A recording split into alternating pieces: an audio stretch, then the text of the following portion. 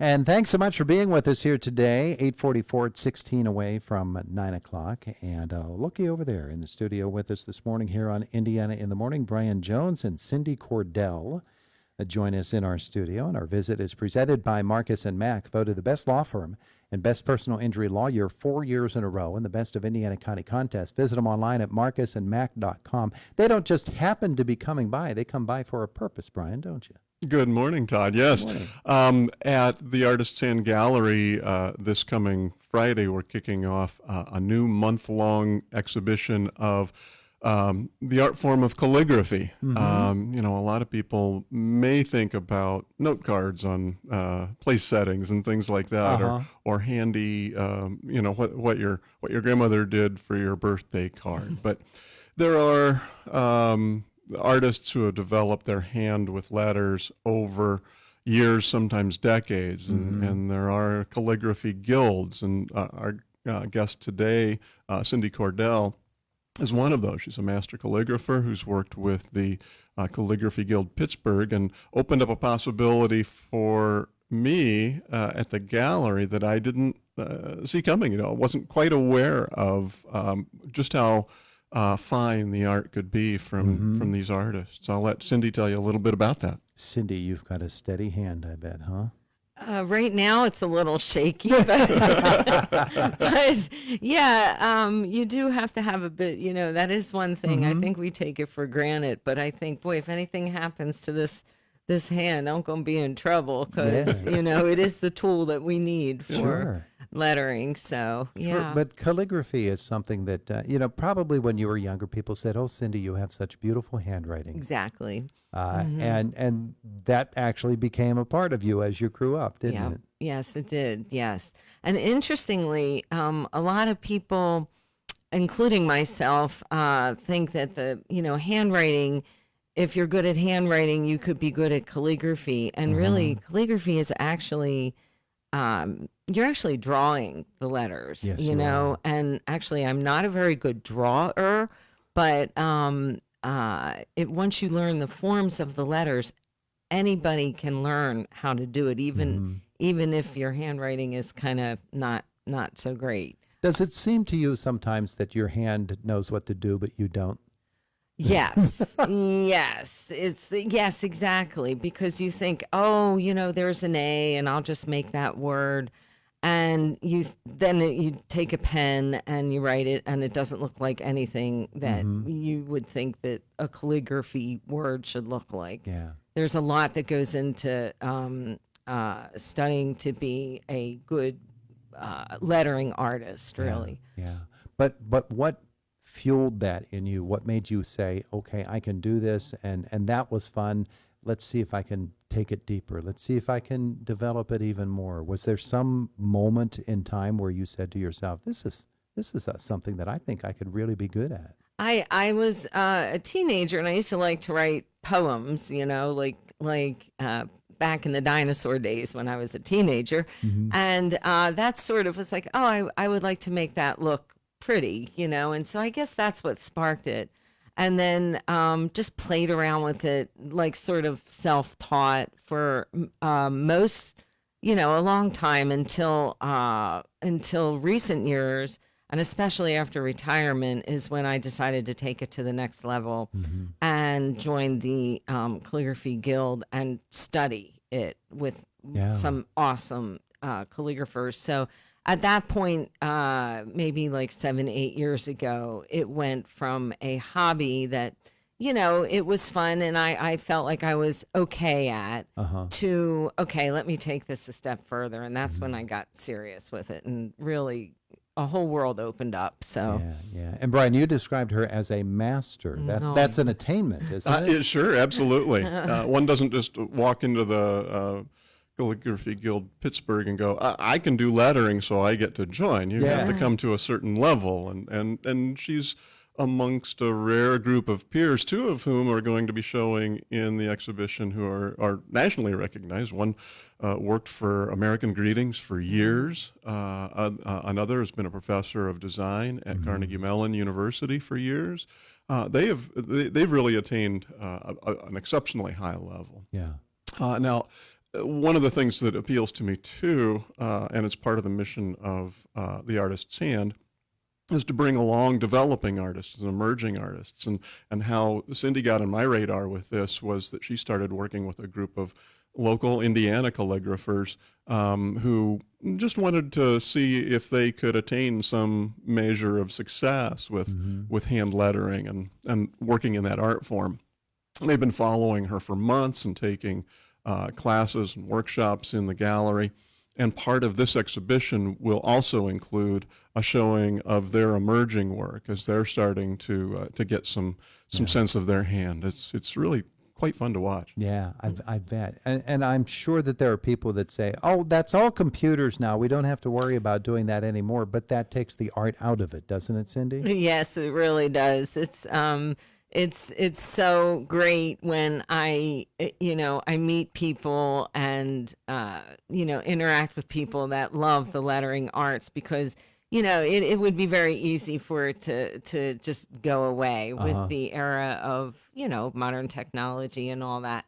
But there are still several people that want to use pen, ink, paper, and just get down and dirty in it, and it's just so encouraging for me to not only meet, but interact and really get to know, some of the calligraphers in Pittsburgh. And our group here in Indiana has become very near and dear to my heart. These are people that just, took a class and really kind of latched onto it, and now are taking it seriously to want to continue to learn and grow with the lettering arts. Now tell me about the tools of your trade.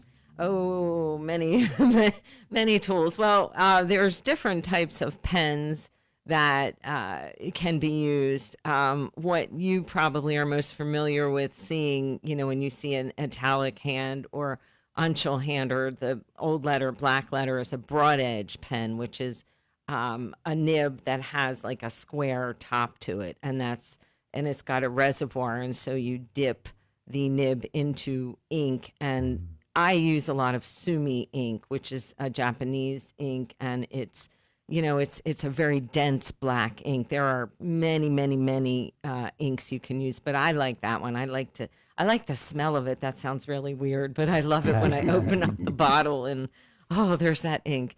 And paper, depending on the project, anywhere from vellum, parchment, acid-free, of course, watercolor, or there's many, many different types of paper that you can use. A lot of people use gouache. You can use watercolor. You can use gold transfer. There's many, many, many different things that you can use. But pen, ink, paper. Really, that's like the three main things. And a good solid hand. And a good solid hand. Yes. Yes. Smudging. The bane of all calligraphers. I've gotten the whole way through this, and I've got one letter to go, and oops, there's a smudge. Yep. It happens, doesn't it? That's never happened to you, has it, oh, Cindy? Goodness. Yes, it has happened time and time again. And there are times you can fix it if you're lucky. If it's the right kind of smudge in the right spot, okay, and you might be able to use like an X-Acto knife and just sort of gently peel at it. There are erasers that are made for pen and ink but more times than not, you have to do it over again. Yeah. And it's no fun. I recall back in high school, I did a project, and it was on parchment, and it was Muhammad Ali juxtaposed with Paul Simon's verses from The Boxer. Oh, sure. And so I did that, and we were supposed to, at the end of it, age the parchment and then burn it around. So you would use water to make a circle so it wouldn't burn the whole page. And so I did all of that, and I burned the port, but it got out of hand, and the whole piece of artwork went away. And that was the good one. So I had to put one together really quick. And for that one, I went to the chemistry professor, and I said, how can I burn this parchment with chemicals? And he showed me, and I actually burned it with chemicals to give it that aged. To give it the aged age. texture. That was Yeah. very smart. Really? Yeah, well, it's because I was so dumb with fire. That was the reason. Oh, didn't that just like everything just, oh no. I mean, yeah. there's nothing. I still have the one with the chemicals, but obviously I just had a pile of ashes from the original. Mistakes happen. That's right. We and learn from them. That's how art happens as well. Yes. Sure. Through looking at what you've done and making mistakes and learning from them. Brian, when people come to the Artist's Hand, what are they going to see? What's the exhibit like?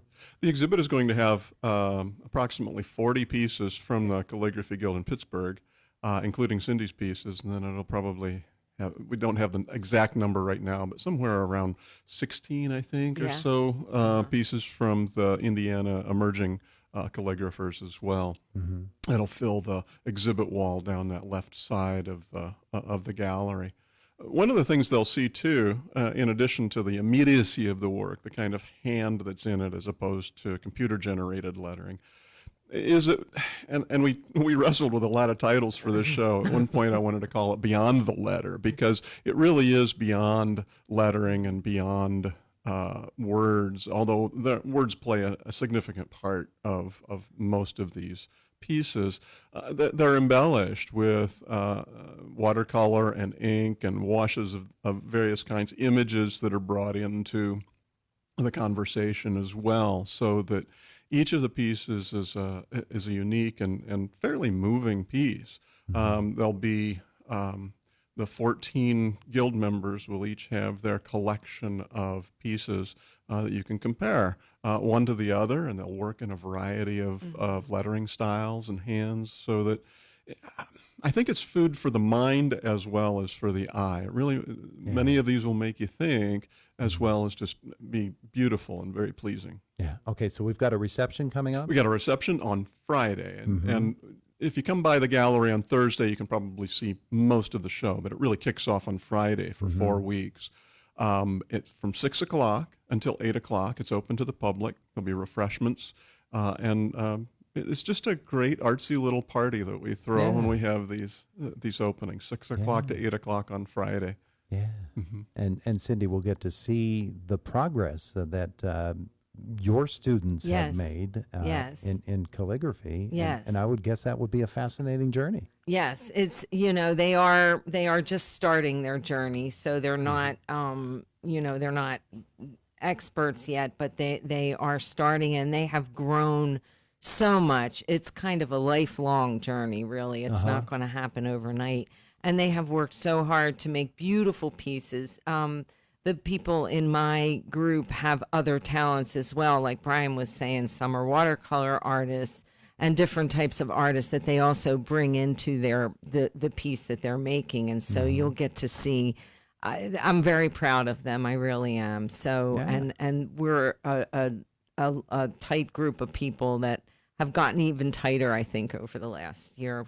I would like to think that we're all friends, and we all hang out at the Artist's Hand, because we love it there. There you go. That's a good idea. Brian, thanks for coming in. Oh, thanks for having us. For those of your listeners who aren't yet familiar with where the Artist's Hand is, it's at 732 Philadelphia Street, just a block away from the courthouse and the library and this fine radio station. So just head east, young man, and you can drop in on the Artist's Hand. There you go. The Artist's Hand Gallery. The show begins on Friday. It's Indiana in the Morning. And it is WCCS 101.1 FM, AM 1160, and WCCSradio.com. Now, Fox News comes your way next at the top of the hour. We're going to follow that with news from our WCCS newsroom with Josh Whittison. 2 fatal incidents in Indiana County overnight, Tim. We're going to learn about those.